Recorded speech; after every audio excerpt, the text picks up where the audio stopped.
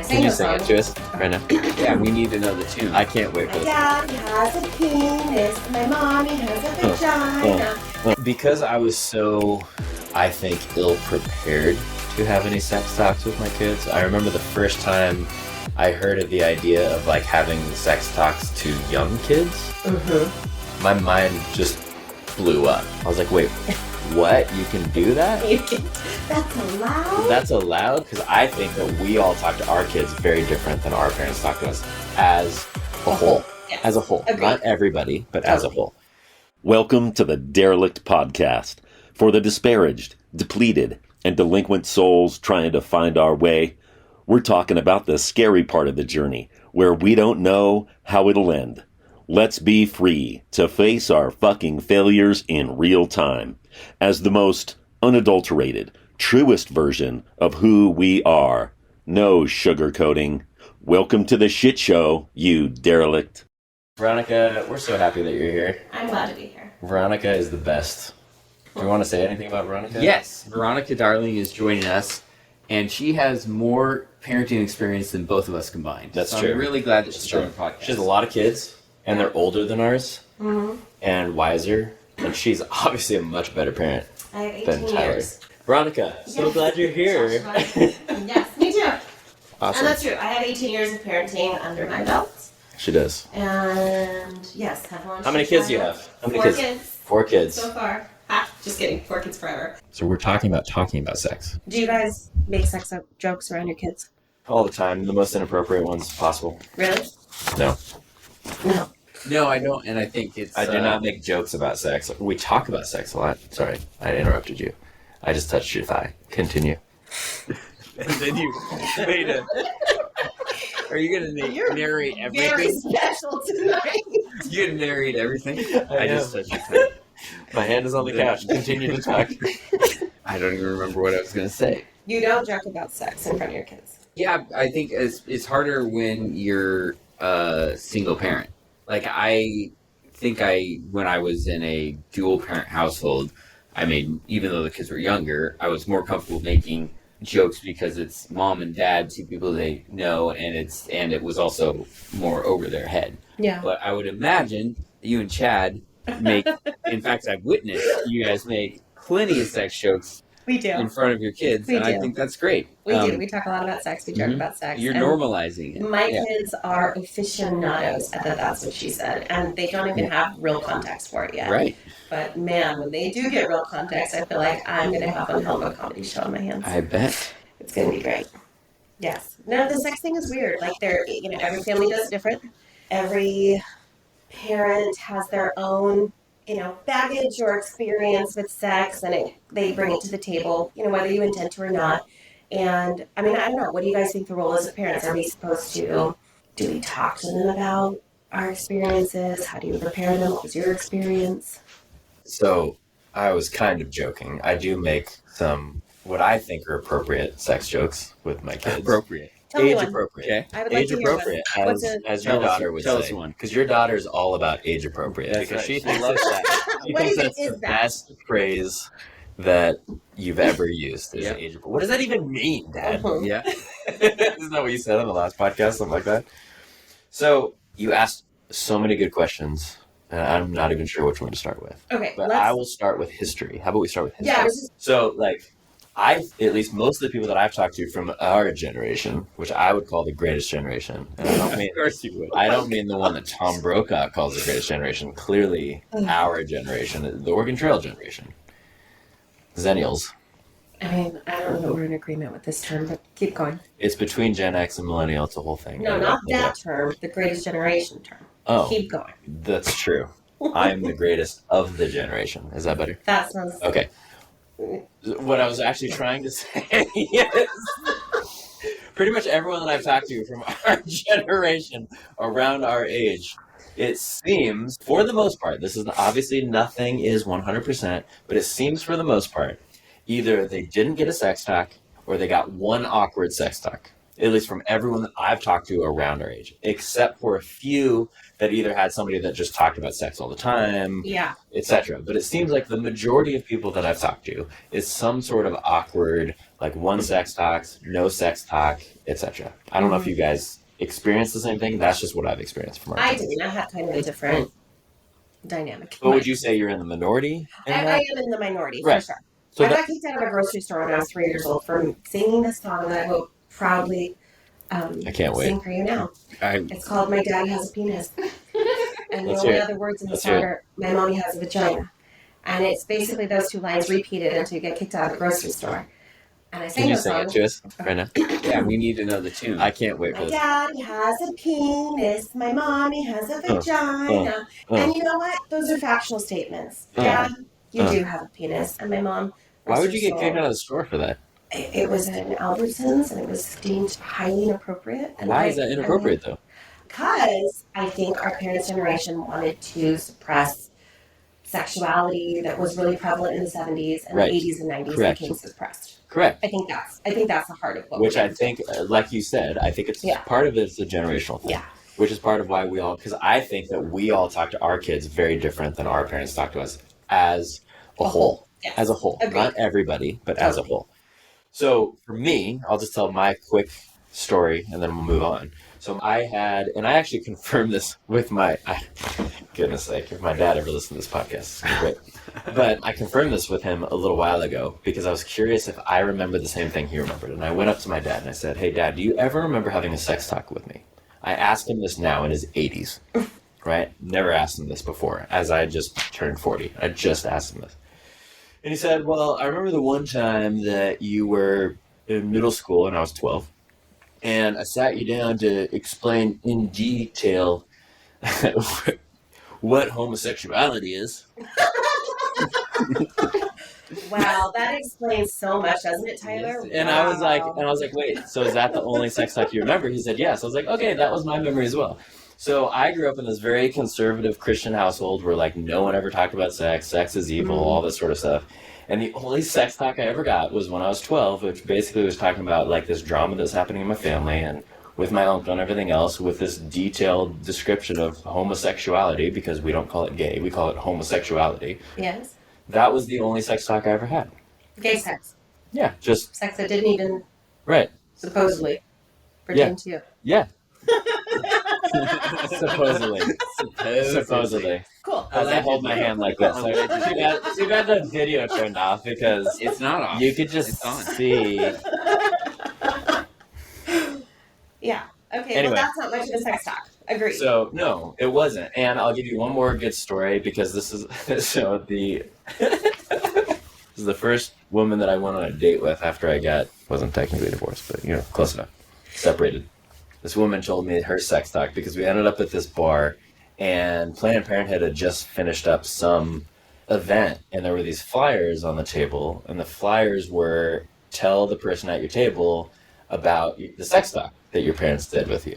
So this was the one that she told me, which I thought was great. She said that she had her bags in her room packed for college. So she's 18, ish years old. Her bags are packed. They're still open, but all packed and ready to go. Her mom walked in the room, said nothing to her, threw a condom in her bag, and left. Oh no. That was her entire No. sex talk. Said nothing. Wow. That's something. She's saying something, but That's saying something. nothing. Yep. Yeah, that's saying a lot, right? So there you go. I Very feel like that's pretty consistent with our generation. What about you guys? What was You your also history? grew up in a very conservative religious household. What was your Yes. sex talk like? Mine, I wish I could remember how old I was, but it was way too old to be having the sex talk, like Okay. either college or late high school. And Oh my word. I just remember my dad coming in the room and trying to talk to me about the birds and the bees, and me just kind of looking shocked and going, "Dad, it's too late. I've already figured it out." And he just has this relief on his face. He goes, "Okay, good." Did your parents use, or did your dad specifically? Wait, did he say okay? Good? Yeah, he goes, "Okay, good." I don't have to keep talking. Did he use words like birds and bees? Or did he use I don't anatomically remember. correct No, it was like he just started. Like I didn't know for the first half of the conversation Got it. that he was trying to have the conversation Oh, because shit. it was all metaphors. Okay. It's when your Willie goes in her vajayjay. So I never got. So I got. Did you get any of those words? I got no, those words in our from house. Melissa. We didn't actually use. You're anatomically we were correct, anatomically correct. which I think is great, by the way, because that normalizes it. I try to do it with think my it's kids. great. So here's the thing: I did not grow up with any shame about my body, at all. That only came when you became older. No, I don't think I've ever really had shame Good. about my Good body. for you. But I had a lot of shame about sex and feelings, and Wait, sex and feelings? sex and feelings, like being attracted to someone, is dangerous.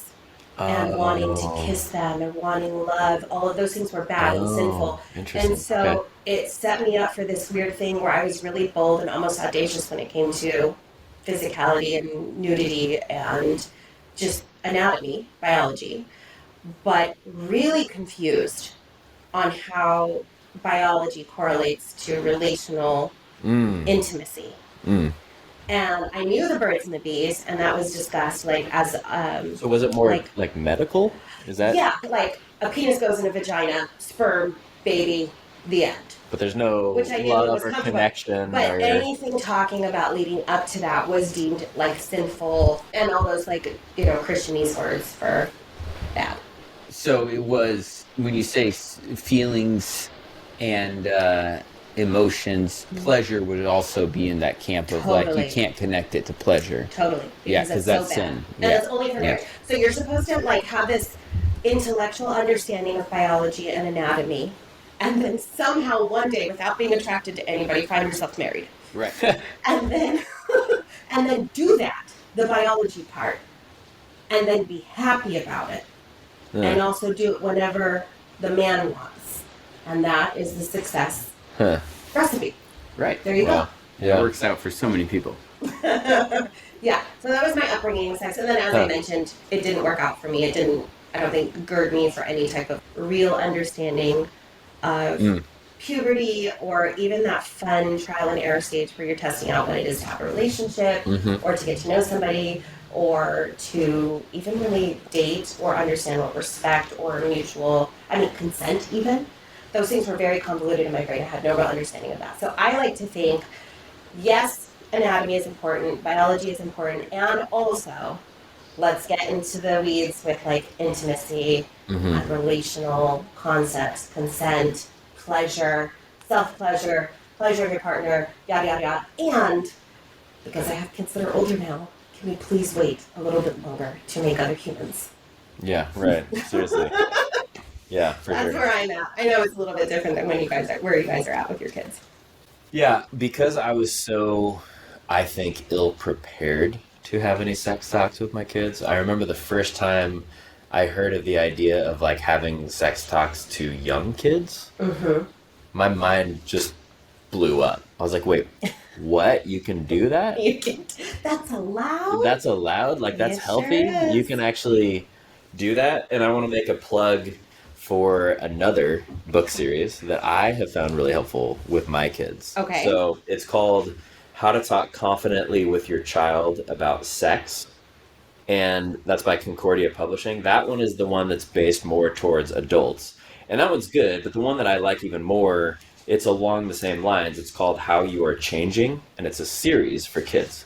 And the way that they do it is they do it by gender and age. And maybe this is a difficult conversation to have in 2024, so I don't want to get into that whole gender conversation. But let's just say Let's assume there's two genders. let's just say biological gender right now for the sake of this conversation. And what they do is they say, hey, look, for like boys 3 to 5, read this book. Girls 3 to 5, read this book. Okay. Boys 8 to 10, read this book. Girls 11 to 13, read this book. And I think it's very age appropriate, hence the ages, right? And I've had my kids read up through the different ages so far. And it's actually the way that I just introduced sex to my son about 6 months ago or so, the actual, intercourse. The mechanics of it and everything else. And it came from the book. And what I also thought was, it felt very much like a parenting win at the time. Is like I had him read kind of a chapter at a time, and then we discussed it, and it just used that as a conversation point. And my son's pretty naive as far as all this goes, so a lot of it was like, he got to the intercourse chapter, and he was like, He like he came out, his eyes were all big, and he's like, that new knowledge. he's like, Daddy, now I know. Yeah. Like, he was almost like traumatized. I was like, okay, let's talk about this. So we had the conversation, and then what I felt like was a real win is that he is in 5th grade, and they were going to watch a video in school because they do obviously do sex education in schools, and he was going to watch a video, and part of the video was going to talk about puberty and sex and that sort of thing. And then I asked him if he wanted to watch the video ahead of time. He's like, no, I'm good. He went and watched the video. He came home, and then you know what he said to me? I asked him, I said, what did you think about the video? He said, oh, I already knew it. I read about all in the book, and we talked about all of it already. Yeah. Whoa, That is a win. parenting win. Right? That Yeah. is a win. And I was like, you know what? I didn't have any of that. I just Yeah. told you my one story about sex. And here, this is normalized. Like, when my kids were really little, I definitely fell into the trap of even calling anatomical things different names, Sure. which some people get into. Mm-hmm. And thankfully, I got out of that because I'm like, no, that just, it makes it weird. Like, let's not make it weird. This is a normal thing, and let's make sure that we talk about it. I don't think it's appropriate to tell a 5-year-old about, really intense sexual moves or something. Like, that's not appropriate. But talking to a 5-year-old about the fact that they have a vagina or they have a penis or whatever normalizes it. Well, I love My hearing- kids talk about it, and it's not like a weird thing. It's not like they run in the room, they're like, I have a penis, and then they run away. Which I think is just based on unhealthy views of, like, this is a joke. Is this a joke, or is this... I love hearing that there's a series out there like that for boys starting that young. Mm-hmm. The only thing close to it that I've heard of is the American Girl series, which I think, Tyler, you're familiar with as well, right? Yeah. I'm not familiar with that one. Yeah, Is it only for Americans? Yeah, it's only American bodies. Okay, got it. No, it's American Girl puts out a series called The Care and Keeping of You, and they very similar in terms of like they have different books for different age groups. So this one that I have in my hands here is for younger girls, so it's more appropriate for my kid's age, and it goes through everything from hygiene to how your body will change, and just sets up expectations for them of what has happened to people that are older than them and what is going to happen to them. And what everybody else is going through, too. Yeah. Because I think puberty can be so isolating. You think you're the only person For sure. that this stuff is happening to, and it's weird to talk about with your friends. And in some families, I guess it's weird to talk about with your parents. These books tend to set up like, hey, just so you know, everyone's going through this. And I think there's something so healthy about that. That's true. But just What so was you know, it? Did you watch that movie Red? Was it Red? The Disney movie? about getting Big periods. Red? Yeah. Yeah. I love that element of that movie. About the fact that they really pointed out, like, everyone's going Every through this. female This has is done not... this, yeah. That will just, and as even your mom did, even grandma did, Yeah, that sort of totally. stuff. to plug the American Girl series further, they have an entire library for things like this particular book is called A Smart Girl's Guide to Boys, which covers how to process your first crush. How, Oh, cool. Whether it's on a boy or a girl. How to handle, if boys are still in that stage where they're being mean to you, but they don't know how to communicate their feelings. If you're friends with a lot of boys, if how their energy is a little bit different than yours during puberty, which I think is really valuable. And obviously my girls have experience because they have brothers. Not all girls do. Yours don't.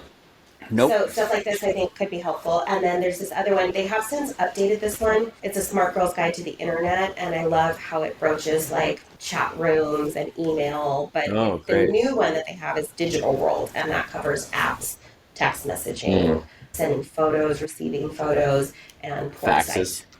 Yeah, She facsimiles. updated with the fax edition. Facsimile. Yes, so that's good. I will say, if we're going to do plugs, just very briefly, I'm going to toss out there because I came so prepared, you guys. She's got a pile of books. I She have, has a bigger pile of books than I've read in my entire life. This is all mandatory reading in my homeschool. No, I have these books around my house, and I have them all. I have some that are just for boys, some that are just for girls, and some that go in the regular library, and some that I just keep out near our coffee table. Mhm. I have 5 or 6 recommendations. I'll send you guys an email with literally Amazon links to all of it. We'll put the resources in the show notes. Yeah, the links will be here. But this is one of my kids said this was her favorite book. She learned a lot from it. Things that she may have felt a little bit not prepared to talk to me about, but had some questions on. It's all done in like illustrative and then text format. You want to say the name of that book? Very approachable. This one is Sex, Puberty, and All That Stuff. A Guide to Growing Up. And then one of my favorites is the It's Not the Store or the It's Perfectly Normal series. Hmm. And these ones, I'll just tell you now, I've gotten canceled over these ones. They have anatomically correct drawings, males. penis. They have anatomically correct drawings of females. I mean, like, really. Yeah. But they Why is she really bending do- over like that? Because she's examining her Trying to anus, see. the opening to her vagina, and her urethra, Oh, okay. all simultaneously. Which you could do if you bend over in front of a mirror. I mean, I can't do that. Well, I can. Can you do that? It covers course, I do it every masturbation, which I don't know. Did you guys have a talk about masturbation in your family? Nope. Is that I something that already you told you discussed? the one sex talk that I had. So literally, your parents never covered how normal it is to touch yourself because it feels good. Nope. First time I I told thought you I peed myself. literally the only thing even remotely close to sex. Okay, yeah. I mean, to be fair, my brother got to talk about masturbation, but I didn't because only boys do it. Well, obviously, why would women don't masturbate, do they? They do. They They do. And do? they do it young. I'll just tell you now. No way. That is legit. That happens. We Josh can is figure, legitimately we shocked. figure it out. It's going to be hard because you're like picturing your daughters and you don't want to picture Yeah. them doing that, No, we but don't. they might. You know, they might. You know? But what I like about that book is that it's showing that stuff without hypersexualizing it. it's not. and It's the- very factual. The Correct. thing is, if we, and like I kind of wanted to talk to you guys about what ages are appropriate for having these conversations, because Sure. I hear so many parents, they're so concerned that their kids are getting the information too young. And I'd say most of the time, if you don't talk to your kids about it, they're going to get educated by porn.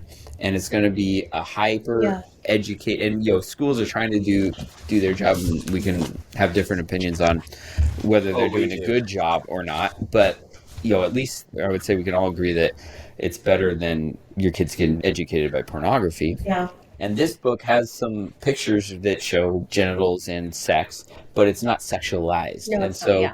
that's not creating that stimulation and those confusing Confusion. emotions that come when you get presented with new information that's Arousing. sexualized and arousing, like porn. Mhm. I would much rather them learn it from these kind of books that are carefully crafted to educate. Yeah. Well, to answer your question, how young? How young? Yeah. So we have always talked to our children about their bodies. Mhm. I mean, since toddlerhood. They've had them their whole I mean, my lives. boys, like, the minute their diaper came off, their hands were searching for their penis and poking around and like, what is this? And what is, like, I remember that. And they would get little baby erections and it would totally freak Chad out because he was like, why is it doing that? They don't even know. What's going on? Why do they do that? And Was he jealous?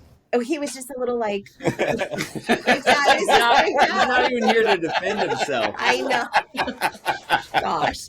But, so we've always talked about it. And we've always talked about rules like, hey, I see you're touching yourself. Does that feel good? It seems like it feels good because you keep doing it. Just so you know, that's why they're called private parts. You get to touch them in private. Are you talking to me right now, or you use You it as an specifically, example Joshua. for your That's why I kids? want you to look Got it. deep in my eyes while we're discussing this. We're That's why comfortable. they're called private I parts. mean, we've been meaning to bring this up ever since the incident on This Saturday. is Given your my history, intervention. Given your This history. is the Given my intervention. history. And just kind of giving them some context around that. Like, we don't care if you touch yourself, but there are laws when you get to a certain age that you can't do that in public. Might as well teach you that now, but without shame. So, Should like, never do it in you are public. welcome to continue doing that. Would you please just go in your room and make sure that nobody else is going to be in the room with you because they're called private for a reason. And Then do you follow that up with explaining the reason? the reason they're private? Right, you said private for a reason. Well, no, not at that moment. So then what happens is, as I gave my children information, they would come back and say, why does my penis get big? Why is it growing? Mm-hmm. And I would say, oh, you're practicing, buddy. Your body's so smart. It's practicing. It's practicing for when you get older and you get to make babies. That's exactly how it's done. Okay. And they walk away, and it may be like weeks or months later, and they go, remember when you told me that my penis is getting hard because I was practicing? Why does it need to get hard to make a baby? And you're like, well, why do you think? I have no idea.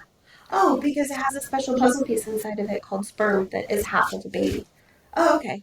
And they go off, and then come back. Remember when you told me about sperm? Well, where does the other half come from? Oh, girls have eggs. Oh, okay. And they come back. Okay, so I have the sperm and the girl has the egg. Yeah. And it needs both parts. Mm-hmm. How do they meet? Oh, the penis goes inside the vagina and the sperm comes out during sex. And then you can make a baby. Oh, okay. Wait, what? And then it's like, they start like, they're really, really taking in the information in bite-sized pieces as they are thinking about it. I am had- too. Can you actually slow down? I'm taking notes over here. Yeah, and the whole thing is, I don't think there's an actual answer for you because each kid digested that information Answer on a for different what? For which timeline. question? For what What age age? do you tell them? Yeah. I will say, by the time all of my kids were 7, they had a full working understanding of the mechanics of sex. That's much younger Without than shame. But the studies show that 1 in 3 kids between the ages of 8 and 11 have already seen graphic pornography. Mm-hmm. And that is where most kids are getting an understanding of what sex is, Mm-hmm. which horrifies me for all children, but for girls, way more than for boys. Why is that? Because pornography in general is not female-centric. Mm-hmm. It's male-centric, and it's has nothing to do with pleasure or even anatomically pleasing positions. Mm. It's not an informative source No, it's for entertainment. true I connection. can't speak to that. I haven't seen it. And I guess I'll have to speak for both of us. I guess so. One man in the world. I was gonna argue with you, but then I'm giving away my hand. So Wow, keep going. good for you. Yeah. So yeah, I just think like I don't know if there's I think if it's a continual conversation from when they are young, without shame, and just open, honest truth about these are the body parts. The penis helps, and urethra help, relieve our bladders. The vulva protect all of those. The ball sac is for hormone production, and eventually for sperm production and semen. Those things are all factual, but eventually the kids are so smart, you guys.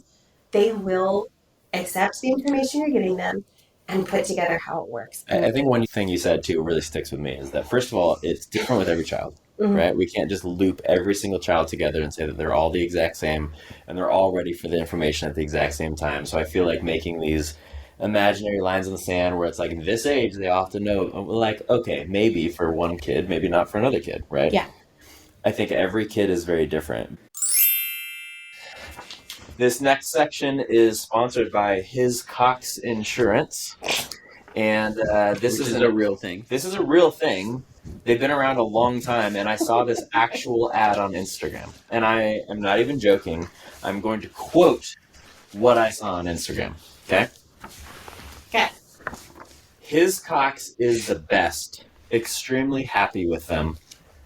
That was from Precision Masonry, and then His Cox responded with, "Oh, stop it, Precision Masonry. We're blushing."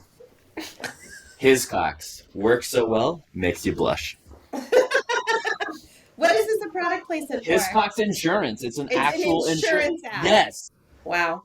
And I literally saw it and I was like, this has got to be a joke, right? That's This has got to be a joke. fantastic. And it's not. I looked it up. It's an actual My- company. That is Well, fantastic. yeah. I'm a client. Like I have his Cox. You have His Cox you have Insurance? His Cox? I have his. You are Cox. so gay and I love it. Yeah. Why do you Uh, pretend to be it's, straight? like Why do you pretend to be straight? There's nothing wrong with being gay. This is not a homophobic podcast. thank you. Thank you. His Cox. It's like commercial liability lines. Oh. Is it? Is that what you call it? Uh huh. Commercial liability That's what I lines? call it. Oh, His Cox is Okay. commercial liability. I've never had his Cox or needed it. His Cox is a liability. Now I know when. When get it. when if And my how. Cox Is is not a precision liability. masonry. His Cox There you is go. a liability. There you go. How many times have you thought about how His Cox is a liability? I haven't thought about it at all. You feel secure with Really? his Cox in your pocket, though. Really? Just as long as you, yeah, as long as you're protected by His Cox. I mean, You're good. that's great. No, his Cox has your back. His Cox. Protection against all liabilities. There you go. Well, thank you for sponsoring this podcast. Thanks, His Cox, for sponsoring. We're gonna get sued for this. Probably. Probably. I hope so.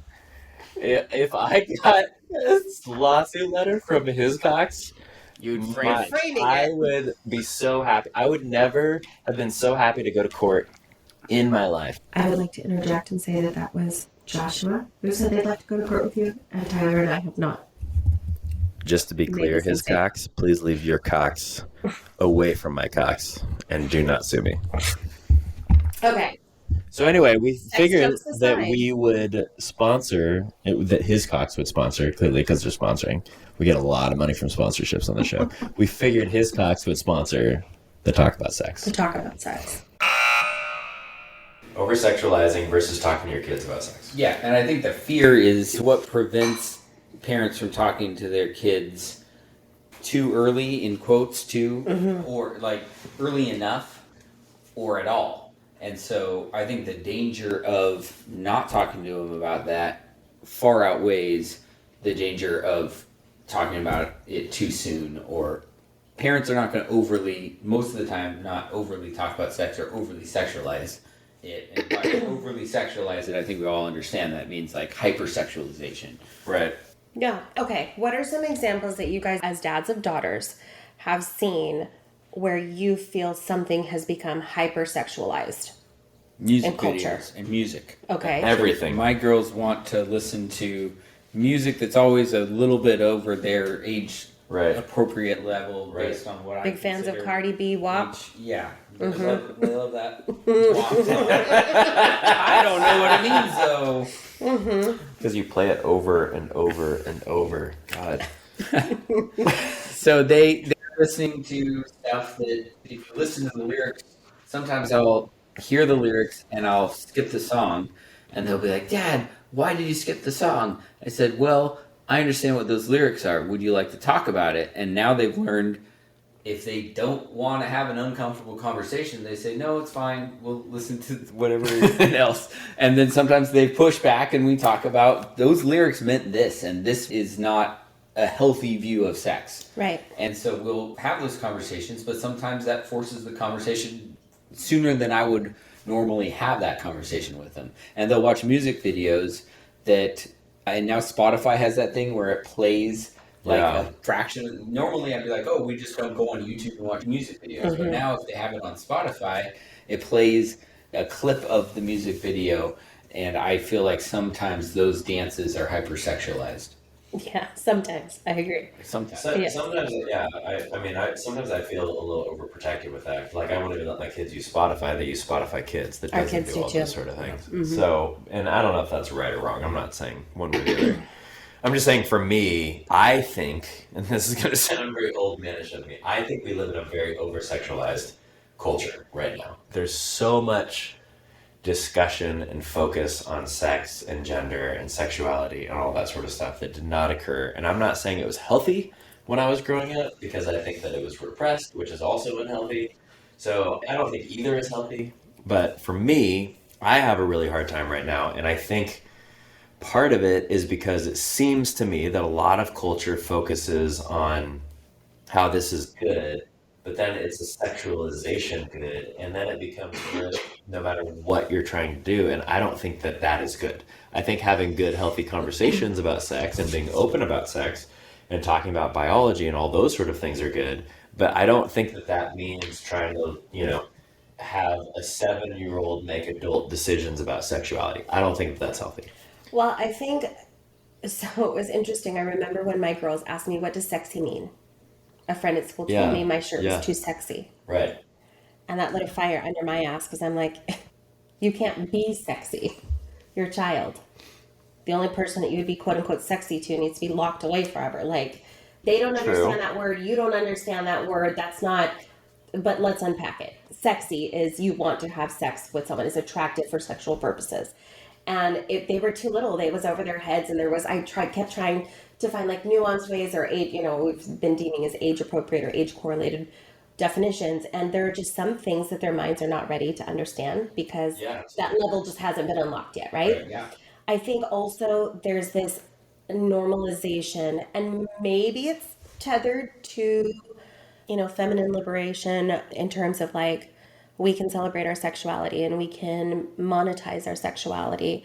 But I'm really working hard to instill this in my kids that other humans aren't meant to be objectified, whether it's consensual or not. Like, I don't want you to have that perspective. And so that's been an interesting conversation, and part of like the sexualized nature of ads on TV are one side of the spectrum, but then just like this normal thing of so-and-so's mom is like has an OnlyFans and that's why they have that car or whatever. The conversations I'm hearing from my kids, and I'm like, that is not something that I thought you would know about, but let's talk about it. There's a lot happening here. In terms of my childhood, I feel like you're spot on with music videos. I learned a lot about how to move my body from music videos. Right. I learned about the power of just sexual energy Right. from music videos, but also like herbal essence commercials. Yeah. Do you guys remember that? It's Absolutely. something as innocuous as flowing shampoo, hair. Very but sexualized. she's Yeah. moaning. I mean, she's getting after it She's in the having an shower. orgasm. Yeah. As she's That's- putting If, shampoo that on. if is that the taught us difference. anything, Yeah. it's that And it's- shampoo can give you an orgasm Yeah, it's like so good. I mean, that rose scent was so good, but not that good, you know? But I remember without even understanding what the inference was, that it was inappropriate. I felt gross listening to that ad. Isn't that wild? I remember that. It is. And hearing a woman moan like that for me felt dirty, and I didn't know why. I'd love to hear your perspective on this, Veronica, as a female, because one of the things that I struggle with as a parent is, well, let's just even bring up like how somebody dresses, right? So like I have a hard time with my daughters sometimes. It's not like they push the line on this at all. Well, I'll just use an example. Maybe this is a bad example. I don't know. But even having like my young daughter in a bikini is difficult for me. And so let's unpack this a little bit because I think you're going to have a different perspective on this. This than will me. not be a short podcast if we're going. No, it won't. It won't. But I don't know. Yeah. Maybe this is too long of a topic. No, it's fine. I mean, Here's what I struggle with. I really want my daughters to be very comfortable in their body. I want my daughters to be able to wear what's comfortable to them. I want my daughters to be able to realize that like they shouldn't be dressing for a man no matter what. I want them to dress for themselves. I want Okay. them to have power. I want them to have strength. I want them to be able to be their own people, right? And yet, there are plenty of women, men, whoever, but especially men, where that girl that's on TikTok, that's 15 years old, that's doing the dance in appropriate clothing, maybe it's a little smaller than I would like, but it's appropriate clothing. She is doing nothing wrong, right? However, there are men masturbating to her doing that, yes. right? So I have a hard time with where is that line of like, I want my daughter to be able to make all those decisions herself, but also realize the consequences of those decisions, which isn't her fault. It's not her fault that he's doing that, but if she's putting it out there, it's going to happen versus the person that's not doing those dances. Does that make sense? I hear what you're saying. And I have a really hard time with I'm this. so excited to challenge you. Yeah. Because I know you're going to have a different perspective from me. Well, I have a different perspective, but a couple things. I think it's unfortunate that sometimes when we say empowered, we don't want that word tied to pleasure or pride. What do you mean? We want our daughters to feel empowered, meaning like strong and capable, but we don't want them to feel sexy. You don't want your daughters to feel sexy? I don't know that you want your daughters to feel sexy based on their Not, clothing. Not at 7, no. Sure, not at 7. Fine. Listen, the individual who's going to be attracted to your 7-year-old daughter in a bikini, which likely has like what, Peppa Pig or Dora the Explorer or unicorns on it, is a unique individual that we are not going to base all of See, society's that's where I rules would on. disagree with you. I don't think that's as unique as you may think that person is. Well, okay. I don't, and this is a really wildly unique perspective because I've been a victim of sexual abuse by such individuals, right?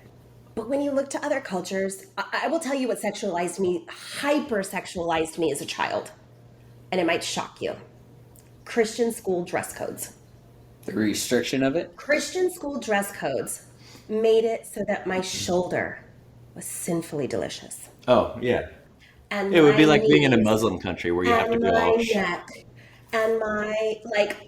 You know, when I all was in a these- Muslim country before, when I visited Muslim countries before, and they have, or they're just completely covered. Hijab. Like, if they show like an ankle, it's actually quite attractive. Or just I've the noticed an eyes. ankle before, and I'm like, oh wow, look at that ankle, look Okay, at those so- eyes. So I get what you're saying, You for can't sure. make your daughter wear a potato sack at the avoidance of one other human individual. Yeah, I never said that I would. But that's like, those are the extremes, right? Mm-hmm. So that being said, how then do you decide what advice to give to your girls? I have found, disclaimer, if you see me in the real life, I dress wild.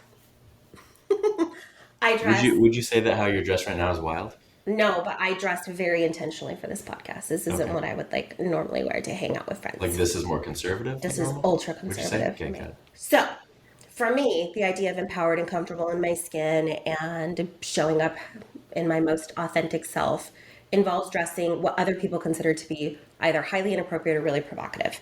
You enjoy that? It's not that I enjoy that. It's just like those are the clothes that I wear. That's what I feel comfortable in Why do you feel most people feel like it's provocative? Like they tell you? because I'm no shortage of comments from other people. Got it. Okay. So, and I grew up in a really conservative Christian environment where there was a dress code, and I was literally policed every single day on how my body was supposed to fit in with these standards. And developmentally, I was on an accelerated plan. So I had larger breasts than any of my friends at a really young age. My daughters are on that trajectory. I prayed against it and they're still popping up. So here we are. Here we are. It has been a challenge. So here's what I would say. The rules that I go by for all my kids on how they are dressed is it your actual size? Is it your actual size? We all have a size. They're all going to be different, but is it your actual size for your body as you're going? Is it seasonally appropriate? I care about heat stroke as much as I care about hypothermia. Dress appropriately for the weather. We tend to have some weather here. I would expect you to have a jacket if it's raining. I expect you to be in long sleeves if it's cold. I expect your pants to not have holes in them if it's, we're in the middle of an ice storm. And I like to ask my kids, how do you feel in that? I like to ask them how they feel because I think it's important. I like to know what clothes make my kids feel uncomfortable. For some of my kids, shorter clothing, more revealing clothing makes them feel uncomfortable. They don't like it. They tend to be ogled and they've noticed it and they don't like it. For other children, they don't care. They tend to dress the way that I do. It's other people's problems. They can figure it out. They need to sort their stuff out with God, whatever. But I think asking them how they feel in something is important. And the reason that it's important is because we tend to project how we associate their clothing with how we assume they're feeling or how we assume other people are feeling about them. And pausing to say, well, how do you feel in that? It's interesting to ask little girls. They'll often say pretty or fancy or sparkly They will, or absolutely. bigger. And those are such wonderful things to feel. Absolutely. 100%. That's how I want my daughters to feel. And removing your bias, I think sometimes is easier when you're hearing from them in their voice, I feel so pretty, or I feel so big, or I feel so fancy. Instead of saying, you look like little Lolita, or, no, the men are going to look at you, like making them terrified to go out for their adult men. Like that's not healthy either. Definitely not. No. And it is one of those things that this is where I will say gender plays a big role. I do not police or ask a lot of questions. I'm not very curious about my son's wardrobe. Mostly for my boys, I want to know, does that still fit you? And is it clean? Well, yeah, he's not going to get Like- sexualized like your girls are. Yeah. It's just the culture we live in. Those are the extent of the questions I ask them. Or like more sensory issues, like does that sweater itch you? Like why are you not wearing the other thing? But the girls, I think it's a different ballgame. It's tricky. I totally hear you saying you want to protect them, but are you also imposing a sexualized point of view on them unintentionally? Yeah, I definitely understand what you're saying. I don't think that I am. I think that where I am is that I am trying to protect them. And I think that that's part of my role. Now, some dads will disagree, right? I've had plenty of conversation with dads that are like, yeah, I just let my kids figure it out. I was like, well, then why are you their fucking dad? Do your girls push back on the wardrobe issue at all? We don't have any wardrobe issues. No. So you I haven't think approached that topic yet, where your daughter meets you head on, like, no, I'm going to wear this. correct. They're too young for that. It's not a thing. It's honestly, actually, it's almost the opposite. So But I think that's important to note because we have kids of different ages. I do, and I think we're having a little bit of a different conversation right now, both of us. Oh, because maybe. I think that you're having a conversation about, it seems like in your head, you're thinking that I'm policing my daughter's clothes, which I never do. No, I think your kids are at an age where what they would select to wear is either innocuous by virtue of the fact that they're young, or they're in that age dynamic where they haven't found their style or their voice to push back yet. And I think it'll be I really think interesting it in like will be 5 interesting. to 10 years. It will be To see what interesting that looks in 5 like. to 10 years. Yeah, I don't fully agree with you because I think that that's not exactly what's happening here, but I hear what you're saying for sure. What I've noticed with my daughters, actually, almost quite the opposite.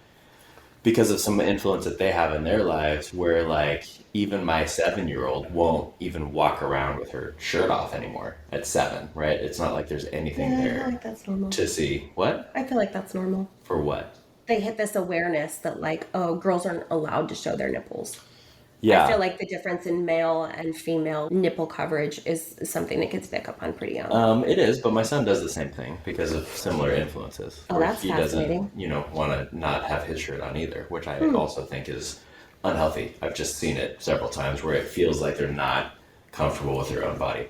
But I guess maybe this is a bad topic for us to talk about at the very end of the podcast. But I think part of what I was talking about with all of this is that I think that I probably tend to lean on the protecting my daughters from predators scale more than maybe a lot of guys in our society right now, where like maybe they don't see it as their role as much as I do. And I'm not saying that's good or bad. I'm just saying that's where I land. I've had enough conversations with enough guys that have had enough issues in this arena of their lives. I've done a lot of counseling and mentoring to guys like this as well, that I'm probably more hyper aware of it than normal. Okay, so unpack that a little bit for me. Am I hearing you say that you are in contact with individuals who have admitted that they struggle with noticing an attracted quality to younger girls, Yeah. like prepubescent? Because that's where your kids are, prepubescent. No, I wouldn't say like 7-year-olds necessarily. I Okay. mean, maybe some, I don't know. I don't know if I want to get real specific about this right now. No, sure. I'm just trying to understand. Because listen, I guess what I'm saying is I take for granted that, and maybe it's because of my own personal experience, between 14 and 18 or 17.9, girls have super perky boobs. They're in that teenage stage. They're tending to wear less. They're noticed by men. Men glance, they see it. They're like, shit, that's a teen. Most men will look away and be like, okay. And what I'm saying is your comment about most men will look away, I don't know if it's accurate. That might be your experience. My experience has been, I don't think most men do look away. Okay. That's been my And experience. is So the- that is makes the me age demographic much different more in our conversation? uncomfortable I with see. my dog. Does that make sense? So Yeah, no, I hear it's you. my own life experience is probably making me more hyper aware and sensitive to it than maybe somebody else. So I think, Tyler, you're in a good in between because your girls are in 7 a and different, 10, yeah. they're 7 and 10. They're in a different age group from mine, but they're maybe in a different, I think kids are different. Like I've had Yeah. a lot of these pushbacks. I have a lot of challenging conversations with my kids about work growth, both at 7 and 10. And Veronica and I talked about this about a year ago. I think was when I first started really getting challenged by what I was kept telling them was it's not age appropriate, and then they pushed back on that, which we have talked about. Like, what the fuck does that mean? What is age appropriate? And I realized that I was using that. Like they accused me of using that as a blanket statement, and I kind of was because I wasn't defining it for them. And Veronica actually challenged me on that and said, it's not your daughter's job to dress in a way that makes you feel comfortable. And that really hit me like a ton of bricks. Like, she's right. It's not their job to make me feel comfortable. And so I had to unpack, all right, am I uncomfortable with them growing up? Am I trying to protect them, like you were saying? What are my true motivations? And what is reality?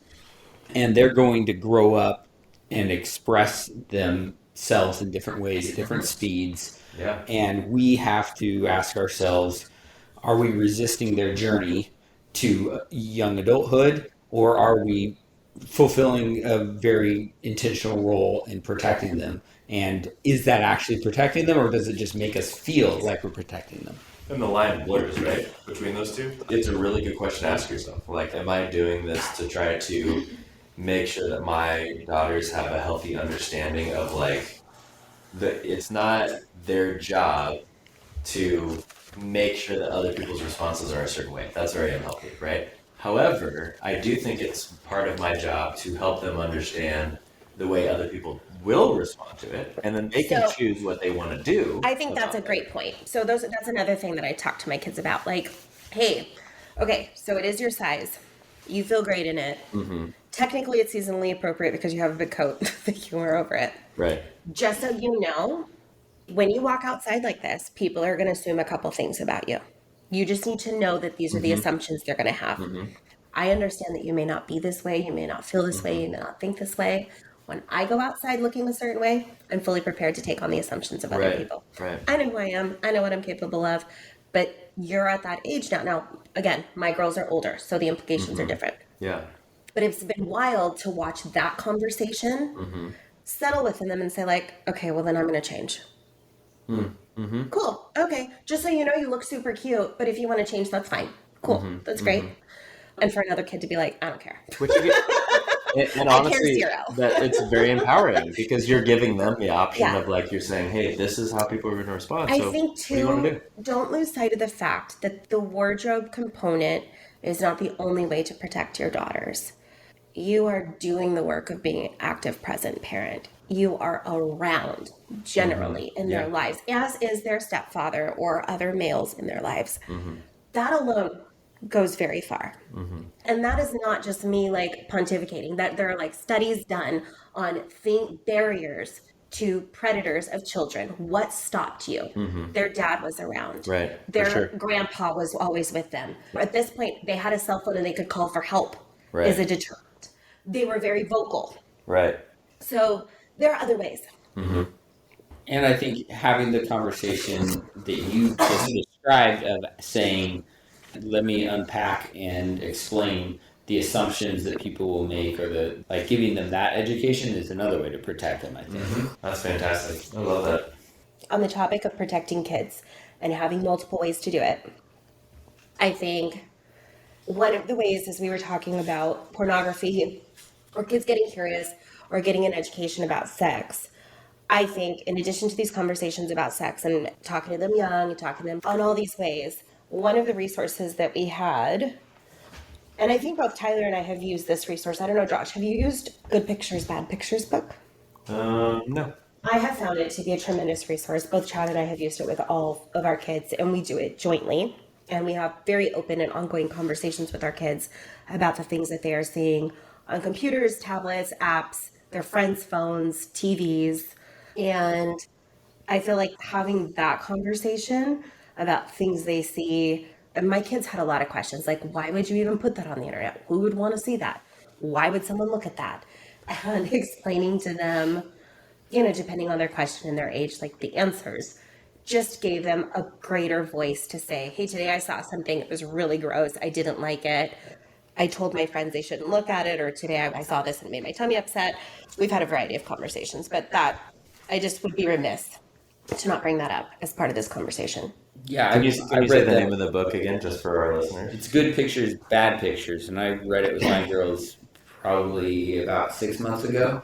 And at first they resisted it because, I don't know why, boring or uncomfortable. But then we read it kind of in chunks every night.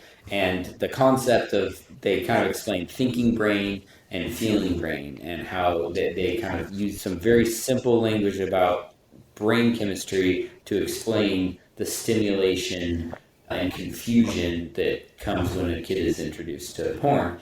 And they explain addiction and how when the feeling brain takes over, you make different decisions, and how addiction works. And it was a really good introduction to not just porn, but all addictive, kind of how the brain interacts with addictive substances.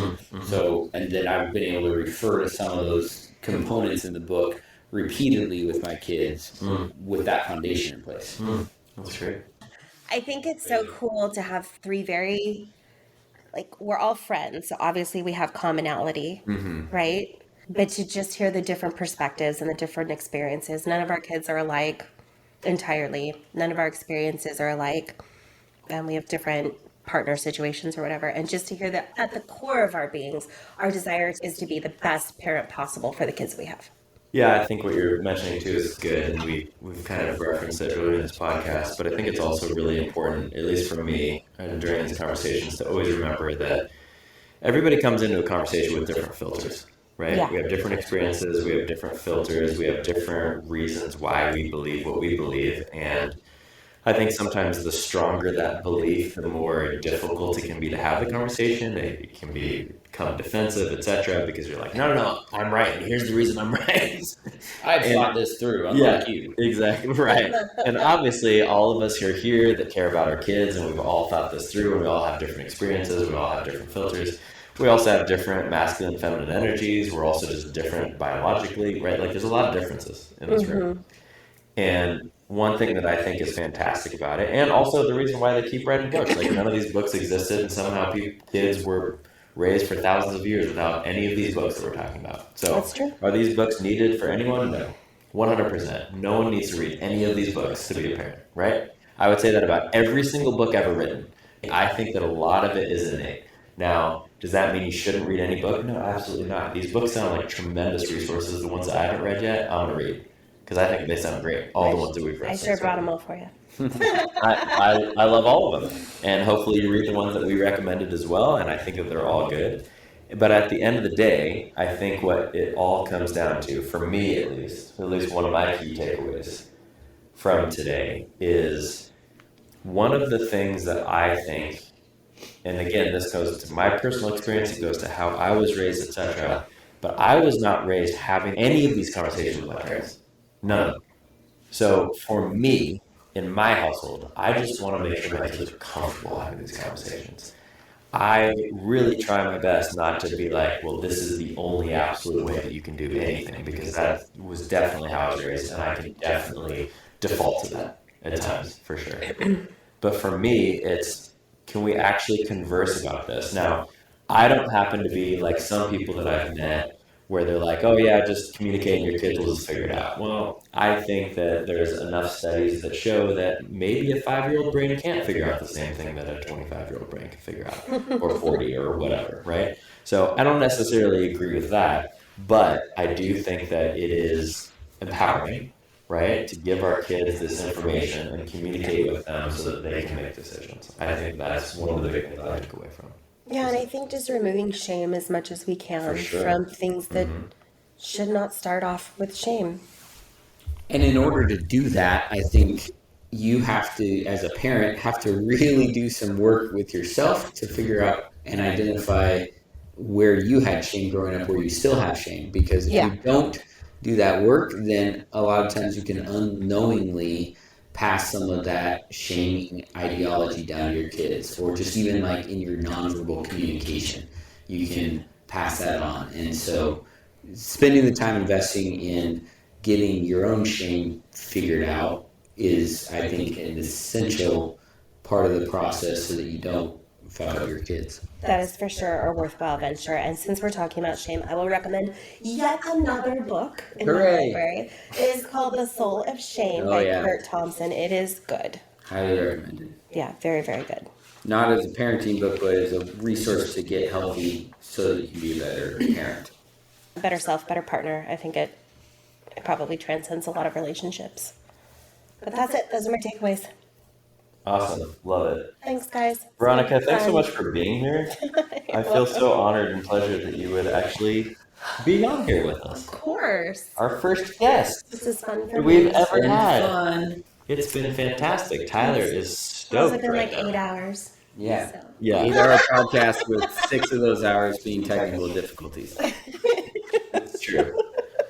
Well, as usual, we thank you all. Again, thank you, Veronica. Thank you, Tyler, for not only being here, but for hosting us today. For looking beautiful as always. For all your wisdom. I do what I can, Josh. I just love being on the couch with you right now. I feel very special. As you should. So, thank you to all of our listeners for coming here. We appreciate all of you guys. As always, please listen, please subscribe, please like, please interact with us. We have ways that you can interact with us. They are in the show notes, so there's a bunch of books. And as usual, His Cox Insurance. Thanks for sponsoring. Make sure that It's your real. cock is protected.